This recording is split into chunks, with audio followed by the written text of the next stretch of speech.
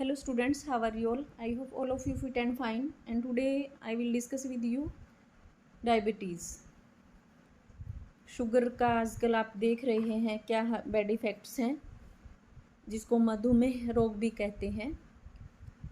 और कोरोना काल में तो शुगर पेशेंट की जो हालत हुई है, जो कंडीशन हुई है, बहुत सारे लोगों को तो अपनी जान से भी हाथ धोने पड़े हैं। तो आज हम उसी के बारे में डिस्कस करेंगे और योगासन्स के थ्रू हम उसको कैसे ठीक कर सकते हैं उसके बारे में डिस्कस करेंगे कि वो कौन से योगासन्स हैं जिनको करके हम डायबिटीज़ से छुटकारा पा सकते हैं लाइफ टाइम, और उन आसन को करने का प्रोसीजर क्या है और उनके बेनिफिट्स क्या हैं और कॉन्ट्रडिक्शंस क्या हैं।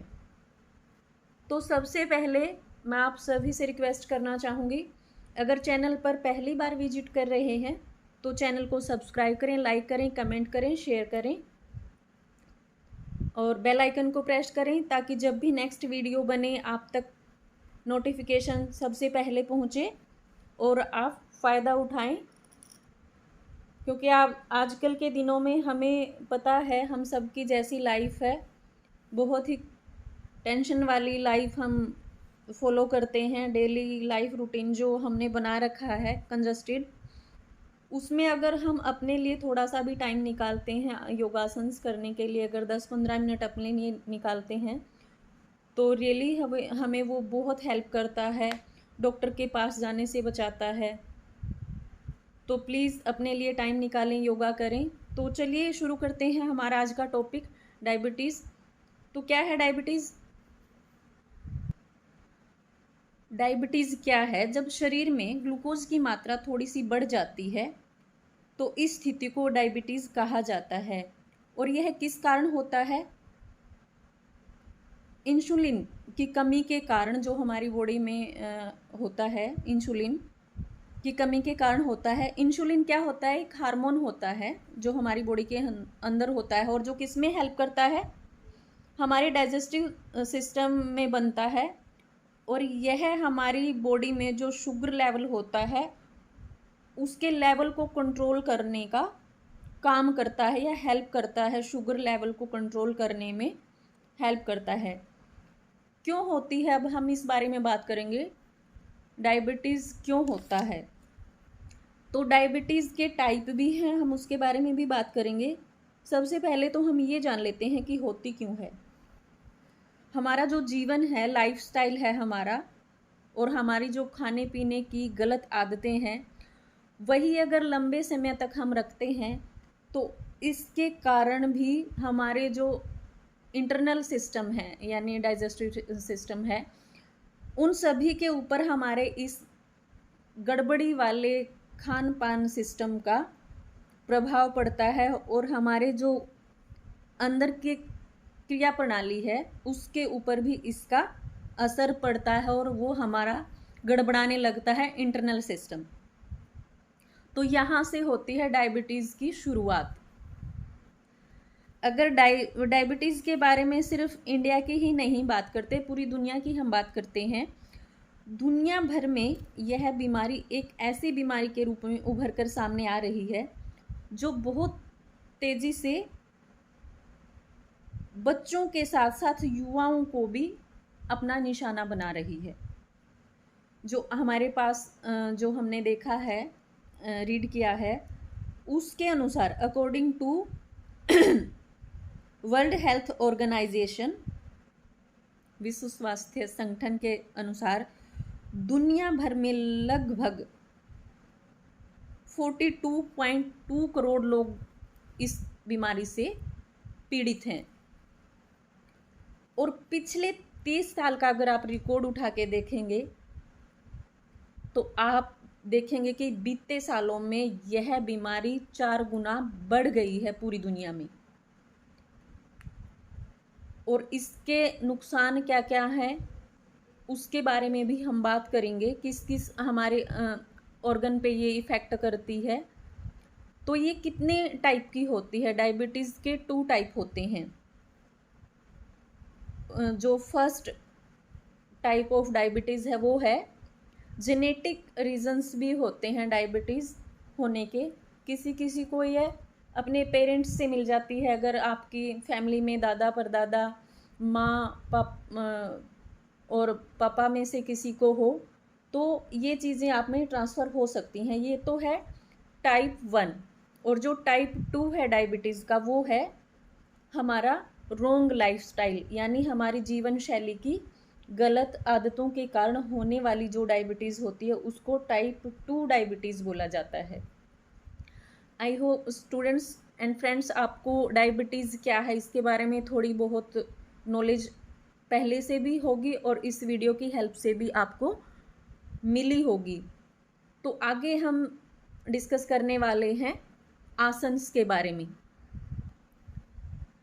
फर्स्ट जो आसन है जो डायबिटीज़ को ठीक करने में हेल्प करता है वो है भुजंग आसन। भुजंग आसन को कैसे किया जाता है उसका तरीका हम जान लेते हैं। सबसे पहले तो हम क्या करेंगे, अपने पेट के बल ज़मीन पे लेट जाएंगे, बिल्कुल रिलैक्स पोजीशन में। उसके बाद हम अपने जो पंजे हैं उनको मिलाएंगे, एड़ी और पंजे मिले हुए होने चाहिए अपने, और पंजों को पीछे की तरफ खींचेंगे, बिल्कुल कोई उसमें बीच में रिलैक्स नहीं होना चाहिए बॉडी पार्ट्स, बैक तक स्ट्रेट रहेंगे आप। और अपने जो एल्बो हैं वो आप अपने बॉडी के साथ रखेंगे।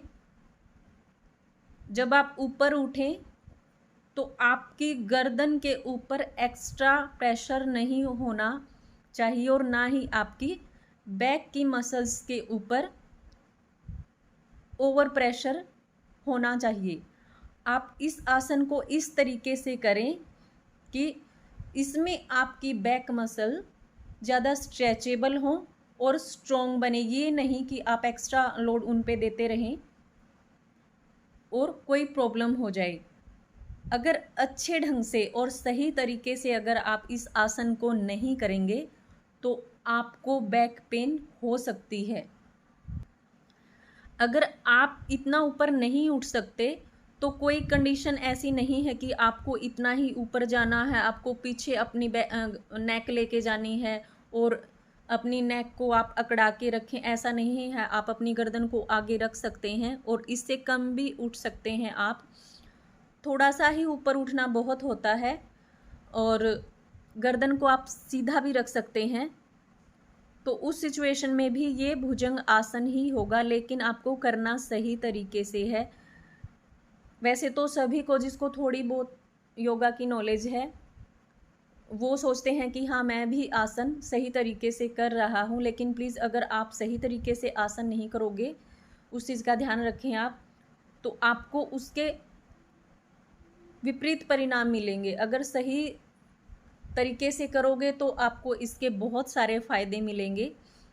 ये बहुत ही अच्छा आसन है। हाइट इंक्रीज़ के लिए भी इस आसन को सजेस्ट किया जाता है। कितना फ़ायदेमंद है ये आसन वो हम रीड करते हैं एक बार। इससे मोटापा कम होता है आपका।